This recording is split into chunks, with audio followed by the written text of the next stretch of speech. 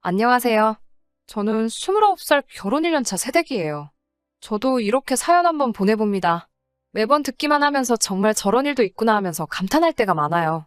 사실 제 이야기가 여기 올라온 다른 사연들에 비하면 조족지혈일 수도 있지만 그래도 나눠보고 싶은 이야기라 용기 내서 이렇게 사연 한번 적어봤어요. 남편하고는 8살 차이가 납니다. 요즘 신혼부부 치고 나이차가 조금 많이 나는 편이죠. 신랑하고는 5년 정도로 꽤 오랜 기간 연애를 했습니다. 연애 초반에는 신랑의 나이가 31살로 여전히 나이 차이는 있었지만 사회적으로는 많은 편이 아니었어요. 신랑이 워낙 젊게 사는 사람이기도 하고 장난기도 많은 편이라 세대 차이 같은 거는 느껴본 적이 없어요. 그러다 보니 연애 초기에는 결혼을 전제로 만났다기보다는 그냥 서로가 좋아서 시작한 연애였습니다. 그런데 해가 지나면 지날수록 신랑은 사이좋아 보이는 커플들을 보면 저 사람들은 결혼을 한 사람들일까? 라고 물으며 결혼에 대한 의지를 조금씩 보이기 시작했어요. 프로포즈는 받지 못했지만 그런 신랑의 모습에 저도 27이면 슬슬 결혼 생각도 해야 할 나이였으니 이 남자라면 평생을 같이 해도 되겠다는 생각이 들게 되어서 저희는 연애 3년 차부터는 결혼을 전제로 만나는 연애를 시작하게 되었습니다. 주변을 둘러봐도 신랑만한 남자가 없다고 생각하기도 했고 만나온 기간이 길어서 그랬나 정도 많이 들었으니까요. 결혼을 전제로 만남을 가지다 보니까 자연스럽게 양가 부모님하고도 얼굴을 트게 되었어요. 상견례 날이 잡히기 전까지 양가 부모님들끼리 만난 적은 없지만 신랑과 저는 양가 부모님들하고 많은 시간을 보냈어요. 친정은 지방이라 그렇게 자주 찾아뵙지는 못했지만 시댁은 비교적 가까운 곳에 위치해 있었기 때문에 그만큼 자주 찾아뵈었습니다. 신랑의 장난기를 그대로 물려주신 것만 같은 재미있고 위트 있으신 시아버지와 조용하시지만 시원시원하게 할 말 다 하시는 시어머니가 저는 정말 좋았어요. 결혼 준비를 하면서 그렇다 할 큰 문제도 없었습니다. 오히려 제 주변에서 난리였어요. 신혼집을 시댁에서 가까운 곳으로 잡게 되었거든요. 친정 부모님도 그렇고 제 주변 직장 선배며 친구들까지 그것만큼은 피하라고 했는데 저는 아니라고 우리 시부모님들은 굉장히 좋은 분이시라 설명하며 제 귀를 닫고 듣지를 않았어요. 신랑의 나이도 있고 해서 이세 계획이 급하게 있었기 때문에 아이가 생기면 케어를 해주신다는 시어머니의 말씀 아래 주변에 만류해도 신혼집은 시댁 근처로 잡게 되었습니다.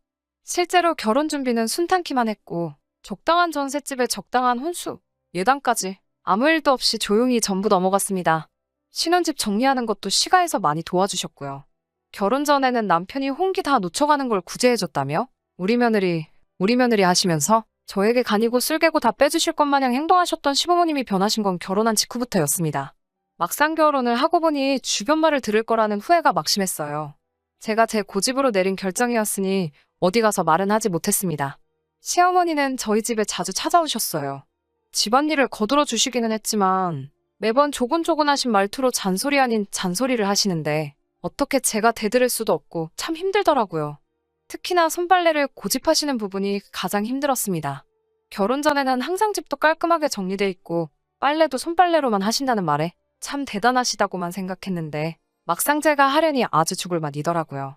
시어머니가 언제 찾아오실 줄을 모르니 일부러 빨래를 저녁 늦게 해볼까 싶어서 모아놓으면 어김없이 전부 꺼내오셔서 같이 손빨래를 도와주시고 아침 일찍부터 세탁기를 돌리고 있다가 그걸 들키는 날에는 한참 동안 잔소리 아닌 잔소리를 들어야 했어요.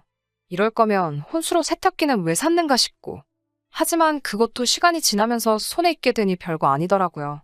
신랑이 퇴근하고 나면 양말이나 수건 같은 것들은 직접 빨라고 시키니 다음날에 빨래거리도 별로 없고 이불이라든지 큰 빨래 같은 건 일부러 하지 않고 남겨두면 시어머니가 오시는 날에는 도와주시기 때문에 오히려 그 점을 이용했어요.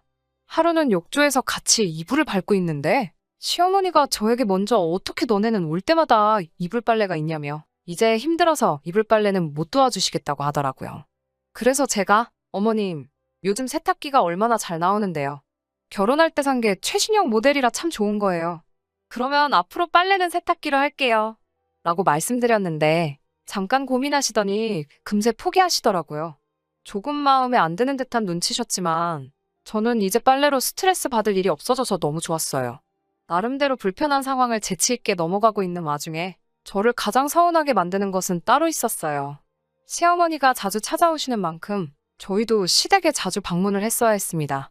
결혼 전에는 술 드실 때마다 말씀이 많으신 데다가 재밌기까지 하셔서 그 모습이 유쾌하다고만 생각했던 시아버지의 그 모습은 변함이 없으셨어요. 단지 술 마시는 날이 너무 잦으신 게 문제였어요. 거기서 끝나면 다행인데 늘 술만 드시면 신랑에게 전화를 걸어 술 심부름을 시킨다던가 우리 부부를 불러 집에 와서 같이 한잔하고 가라고 자주 저희를 부르셨습니다. 시아버지가 또 그냥은 술을 드시는 분이 아니셨기 때문에 항상 술자리는 진수성찬이었어요. 처음엔 가는 게 귀찮고 부담스러웠지만 이것도 적응이 되니까 남은 음식도 잔뜩 싸오고 그러는 김에 시가의 냉장고까지 털어서 오면서 나름대로 실속도 챙겼죠. 저는 저 나름대로 불편했던 점들을 좋은 게 좋은 거라는 마음으로 나름 재치있게 풀어나가고 있다는 생각을 했는데 시어머니는 저의 그런 점이 얄미웠던 건지 마음에 안 드셨나 봐요.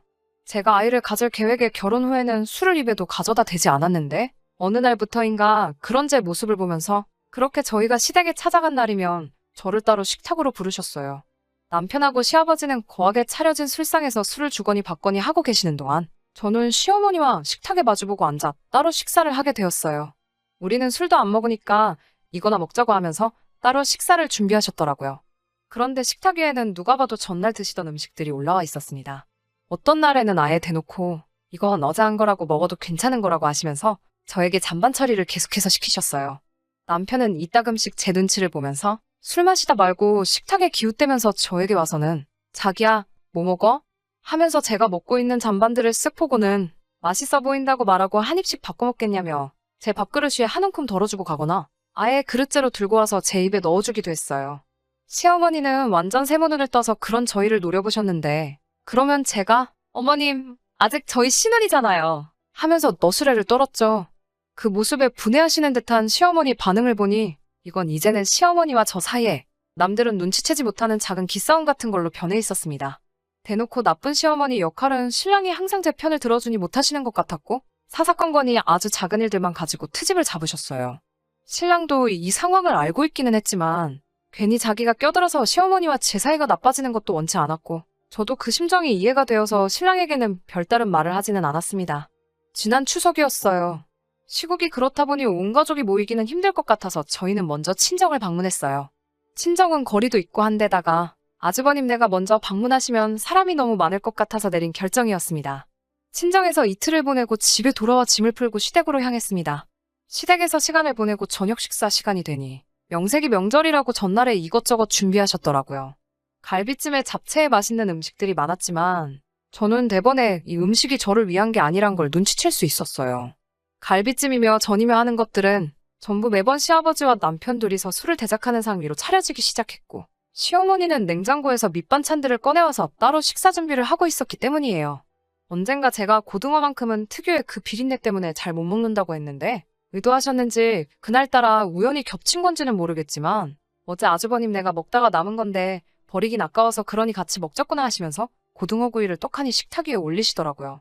전자레인지로 대충 데워서 말라 비틀어지기는 더 말라 비틀어져 있고 비린내까지 올라오는 고등어 구이를 보고 있으니 저녁 먹을 마음까지 다 달아나는 것 같았어요.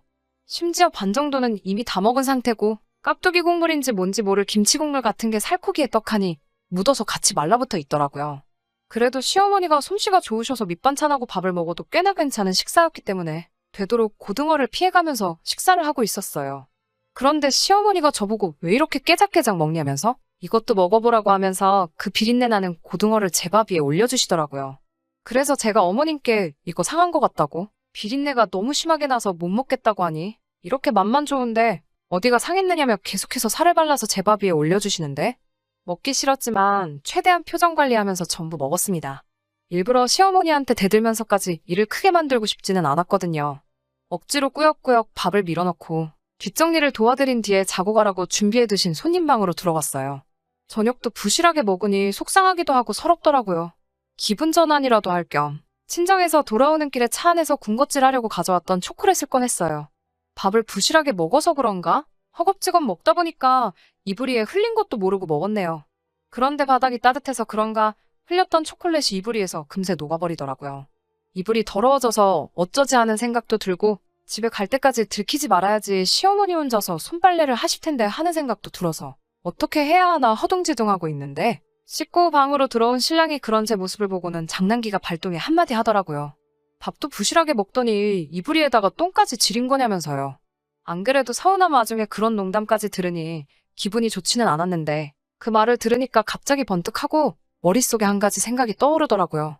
다음날 새벽 제 혼신을 다한 연기가 시작되었습니다.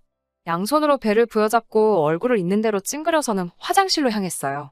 일부러 자고 있는 신랑을 어두워서 못 본 척 발로 툭 건드려 잠에서 깨게 만들고 주머니에는 핸드폰까지 챙겨서 최대한 시간을 끌다가 나왔습니다. 신랑이 화장실에서 오래 있다가 나온 저를 보고 걱정하듯이 저에게 괜찮냐고 물어봤어요. 처음에는 그냥 속이 안 좋은 것 같다고 하고 괜찮다고 했지요. 하지만 그렇게 화장실을 들락날락 하기를 12번도 더 하고 나니 그제서야 남편도 뭔가 잘못됐다는 걸 눈치챘나 봐요. 진짜 괜찮은 거 맞냐고 물어보는 말에 본격적으로 연기를 시작했어요. 어제 저녁에 고등어 이야기를 꺼내면서 아무래도 그게 잘못된 것 같다 하면서 배가 너무 아프다고 했어요. 신랑은 제 말을 듣더니 방문을 열고 나가서 시어머니와 한판 붙기 시작했습니다. 평소에도 제가 남는 음식 먹는 걸로 서운한 적이 많았지만 내색 한번 한 적이 없는데 이제는 하다못해 줄 게 없어서 상한 음식을 먹었냐고 호통을 치더라고요. 이쯤 되니 상황을 지켜보기만 하시던 시아버지도 옆에서 거들기 시작했어요. 그게 뭐 아깝다고 음식물 쓰레기를 애한테 줘서 아프게 만드냐고 같이 한마디 하시더라고요. 시어머니는 돌발 상황에 어쩔 줄을 몰라 하시고 있고 제 눈치만 슬슬 보고 계셨어요. 아무래도 그 상황에서 제가 어제 먹은 것 때문에 그런 게 아니라고 말해주기를 바라셨나 봐요. 하지만 그렇게는 할 수 없었죠. 왜냐하면 전날까지 지내고 온 게 친정이었는데 친정에서 저한테 상한 음식을 먹었을 리가 없잖아요. 처음엔 연기였는데 두 사람이 갑자기 제 편이 되어서 시어머니를 몰아세우니 제가 연기에 소질이 있던 건지 아니면 그동안 쌓인 게 많았는지 거기서 갑자기 눈물이 저도 모르게 뚝뚝 떨어졌어요. 저도 입을 열어 시어머니께 어머니, 왜 저한테만 전날 먹고 남은 음식 주세요? 제가 미우세요. 저도 갈비찜 너무너무 좋아해요. 이러면서 엉엉 울었죠. 그 와중에 있지도 않고 울다 말고 화장실로 다시 달려들어갔습니다. 화장실 안에서 상황을 듣고 있자니 시어머니가 두 사람 앞에 쩔쩔매시면서 그게 잘못될 리가 없는데 하고 계시고 시아버지는 애가 저 지경이 됐는데 잘못될 리가 없긴 뭐가 없냐면서 그동안도 너무했다고 신랑이 친정 가서 잠밥 먹고 돌아오면 너는 그게 기분이 좋겠냐면서 시어머니를 계속 몰아붙이시더라고요. 신랑이 병원 데려간다고 저를 데리고 나와 차에 탔는데 병원 쪽으로 가다 말고 신랑에게 이제 좀 괜찮아진 것 같다고 집에 가서 쉬고 싶다고 하고 집에 가서 두 다리 쭉 뻗고 아주 꿀잠 잤어요. 추석 이후로는 시어머니가 집에 오신다거나 새아버지가 따로 부르신다던가 하는 일은 전혀 없었습니다. 방해받지 않고 오롯이 둘만의 시간을 보내니 이제 진짜 신혼생활을 하는 것 같고 너무 좋았습니다. 엊그저께 신정날 따로 연락은 없으셨지만 이번엔 저희가 먼저 시댁으로 찾아뵈었어요. 식사 준비도 도와드리고 저는 자연스럽게 식탁에 앉았는데 시어머니가 아가 이쪽으로 오너라 하면서 웬일로 새 음식 차려놓은 자리로 저를 부르시더라고요. 시댁 식구와 마주 앉아 밥을 먹고 있는데 시어머니께서 저에게 사과하셨어요. 사사건건이 시어머니 이겨 먹으려는 제가 괘씸해서 그랬다는 뼈 있는 말을 빼놓지는 않으셨지만 자기도 말로 하면 될 것을 유치하게 먹는 것 가지고 그랬다고 저에게 먼저 사과하시더라고요. 저도 시어머니께 제가 저드렸어도 됐는데 제 신보가 너무 고약했다고 같이 사과드리고 그렇게 훈훈하게 새해를 맞이했답니다. 다른 사연들을 듣다 보면 아주 집안을 풍비박산을 내버렸는데 저는 그럴 용기도 없고 애초에 그렇게 해결하고 싶지는 않았어요. 이제 화목해진 저희 가족에게 앞으로 무궁한 안녕과 번영이 있기를 기도하면서 사연 들어주신 모든 분들도 새해 복 많이 받으세요.